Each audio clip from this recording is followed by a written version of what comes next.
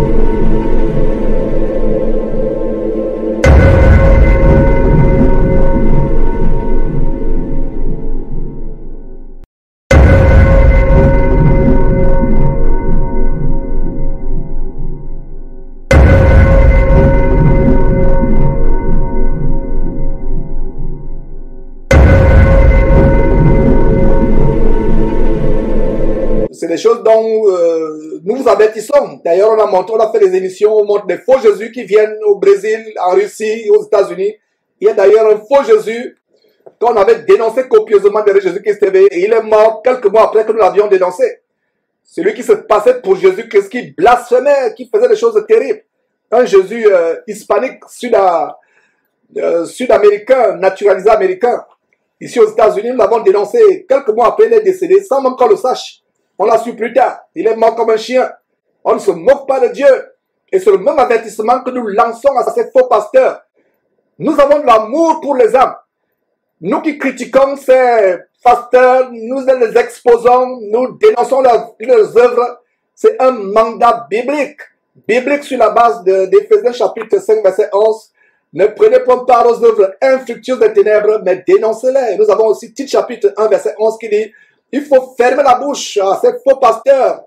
Ils bouleversent les familles entières, enseignant pour un gars honteux, honteux, ceux qu'il ne faut pas enseigner. Alors que dit la parole de Dieu en 1 Timothée chapitre 4, verset 1, mais l'Esprit dit expressément, qui dit l'Esprit Saint. Ce n'est pas Georges qui le dit, ce n'est pas un homme qui le dit, c'est l'Esprit Saint. Et si vous remettez cette parole, vous les remettez en doute, vous doutez de ce que je suis en train de lire, c'est contre le Saint-Esprit que vous péchez, ce n'est pas contre un homme. Et malheur à celui qui pêche contre le Saint-Esprit. Alors, l'Esprit de Dieu, l'Esprit Saint, verset 1, dit expressément que dans les derniers temps, quelques-uns feront quoi? Abandonneront la foi. Il s'agit des chrétiens. Vous ne pouvez pas abandonner ce que vous n'avez jamais eu. Quelqu'un dit, j'ai abandonné ma voiture, il n'a jamais eu de voiture dans sa vie. J'ai abandonné ma bicyclette, il n'a jamais eu de bicyclette. J'ai abandonné ma veste quelque part, il n'a jamais eu de veste. Vous ne pouvez pas abandonner quelque chose que vous n'avez pas eu. Donc il y a des gens qui ont commencé avec le Christ, Jésus-Christ, mais qui, à cause de l'amour du monde, les plaisirs de la terre, les séductions de la terre, les séductions du sexe, la démence sexuelle, les séductions d'Internet, de WhatsApp, de Facebook, de YouTube. À cause de ces choses, ils sont séduits et ils abandonnent la foi. La foi vient de ce qu'on entend. Et ce qu'on entend vient de la parole de Dieu. Et c'est pour cela que mes frères, j'ai eu à cœur de faire des petits enseignements à ma pause de midi. Me priver du pain physique et pour que nous partagions le pain spirituel à la pause de midi, pour nous encourager jour après jour. Et c'est aussi un moyen d'inonder Internet avec les enseignements bibliques, avec les exhortations, d'inonder Internet parce que c'est rare, de plus en plus rare, de trouver des chaînes YouTube, des chaînes Facebook, des pages Facebook, pardon, où on peut encore avoir la parole pure, merveilleuse de Dieu inégalable. Nous vivons la fin des temps. La séduction est grande. La séduction de l'argent, la séduction des plaisirs de la terre, la séduction du sexe, mes frères et sœurs. Nous commençons par cette exhortation en attendant les appels. Nous voulons les témoignages pour ceux qui sont connectés, que ce soit par YouTube, Facebook, ou notre site internet www.jesuschrist1.tv, ou ceux qui nous suivent par satellite en Afrique, le satellite Eutelsat 16A, Eutelsat 16A depuis leur maison, à la télévision. Vous pouvez participer, poser vos questions, donner vos témoignages. Ça nous encourage aussi, ça encourage aussi les auditeurs de savoir comment cet évangile que nous prêchons, ce travail que nous faisons n'est pas en vain. Il édifie beaucoup de personnes. Alors nous sommes toujours dans 1 Timothée, chapitre 4, verset 1, dont l'Esprit dit expressément que dans les derniers temps, quelques-uns abandonneront la foi pour s'attacher à quoi? À des esprits séducteurs. Soulignez esprit séducteur. Beaucoup de chrétiens s'attachent à des esprits séducteurs sans s'en rendre compte. Quand vous suivez les enseignements inspirés par les Mami Wata, de Masolo Chinasi, d'Ivan Castanou, d'Alf Lukao, peu importe, la liste est longue, de Charles Passo, vous vous attachez à des esprits séducteurs.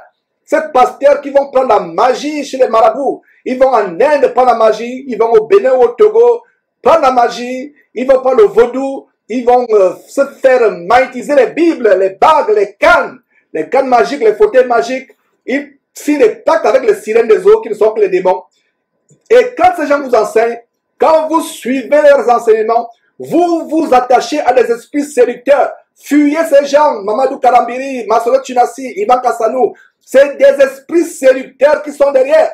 Nous allons continuer à crier, crier, crier, crier. Et s'il y a une personne qui se repent, nous serons dans la joie. Alors, voilà mes frères et sœurs, l'Esprit dit expressément dans les derniers temps, quelques-uns abandonneront la foi pour s'attacher à des esprits séducteurs, des esprits qui séduisent. Nous devons tout faire, mes frères et sœurs, pour éviter la séduction. La séduction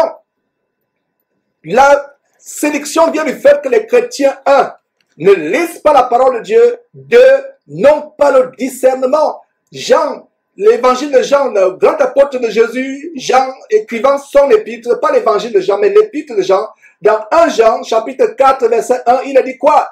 Bien-aimés, ne donnez pas foi à tout esprit, mais éprouvez les esprits pour savoir s'ils sont de Dieu. Quand l'apôtre Paul s'est rendu à Bérée, il enseignait, il prêchait la parole de Dieu. Les gens ont examiné attentivement les enseignements de Paul. Ils ne sont pas fiers aux prodiges, aux miracles que l'apôtre Paul opérait. Ils ne sont pas fiers à l'éloquence de l'apôtre Paul. Ils examinaient. C'est pour cela qu'il est dit en Actes chapitre 17, ces Juifs de Bérée avaient les sentiments plus nobles que ceux de Thessalonique. Ils examinaient la parole de Dieu comment? Chaque jour, pour voir si ce qu'on enseignait est exact. Exact. Actes chapitre 17, verset 11. Ces Juifs de Bérée avaient des sentiments plus nobles que ceux de Thessalonique. Ils examinaient la parole de Dieu chaque jour. Quand Paul leur enseignait, ils ne se fiaient pas au fait que Paul était un grand apôtre qui fait des miracles. Ils examinaient, ils prenaient leur salut au sérieux. Nous devons prendre notre salut au sérieux. C'est la même chose que nous devons faire. Donc la séduction, les esprits séducteurs se sont multipliés par des milliards et des milliards et des milliards avec leurs œuvres dans cette fin de temps pour entraîner le maximum en enfer. Les esprits séducteurs entraînent la multitude en enfer. Nous devons tout faire pour échapper à ces esprits séducteurs. Et nous devons implorer la grâce de Dieu de nous donner le discernement, de nous ouvrir les yeux. En lisant la parole de Dieu, voilà une première étape pour échapper aux esprits séducteurs. Les esprits séducteurs passent par les faux pasteurs qui vont par la magie, qui font les choses terribles. Nous devons leur échapper. Et comment vous leur échappez? Vous leur échappez en lisant attentivement la parole de Dieu, en examinant si ce qu'ils enseignent ou ce qu'ils font est conforme à la parole de Dieu, et en ayant le discernement.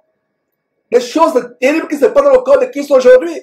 Mes frères et sœurs, nous devons arriver à un point où nous examinons attentivement la parole de Dieu. Donc, retournons à 1 Timothée. Nous attendons toujours les contributions ou les appels ou les témoignages. Nous sommes en direct, pas en différé, mais nous sommes en direct en ce grand jour du samedi de l'an de grâce 2019.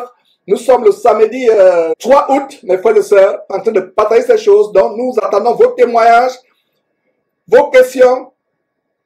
Voilà, et donc l'Esprit dit expressément que dans les derniers temps, quelques-uns abandonneront la foi pour s'attacher à des esprits séducteurs et à des doctrines de démons. Regardez, doctrines de démons. Regardez comment le verset 1 et le verset 2 sont liés. Quel est le lien, le trait d'union entre le verset 1 et le verset 2? C'est que ces esprits séducteurs passent par qui? Verset 2. Par l'hypocrisie de faux docteurs portant la marque de la flétrissure. La marque de la flétrissure dans leur propre conscience. Parce qu'ils vont ne pas se marier. Comme l'église catholique, ils disent ne vous mariez pas. Et voilà comment la plupart deviennent des homosexuels. La plupart violent les sœurs religieuses. La plupart ont du sexe en cachette, ont les maîtresses dans les quartiers. Comment on pouvait interdire à un homme de Dieu de se marier? Il peut brûler dans la chair. L'apôtre Paul, inspiré par le Saint-Esprit, dit il faut se marier que de brûler. Alors vous interdisez à quelqu'un de se marier.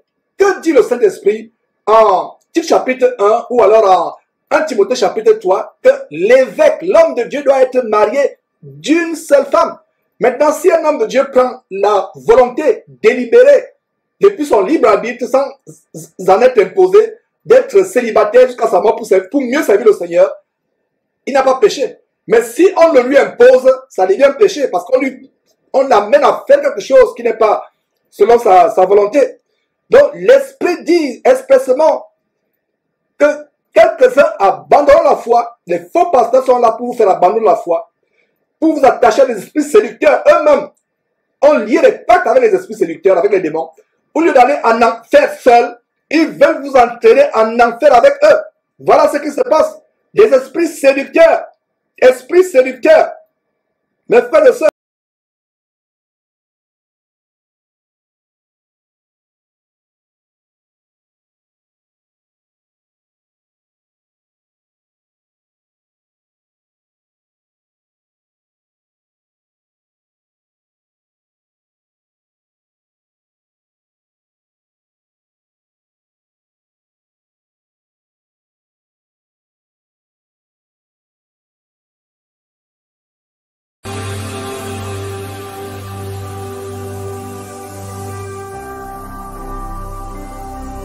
Jésus-Christ TV, vous connaîtrez la vérité et la vérité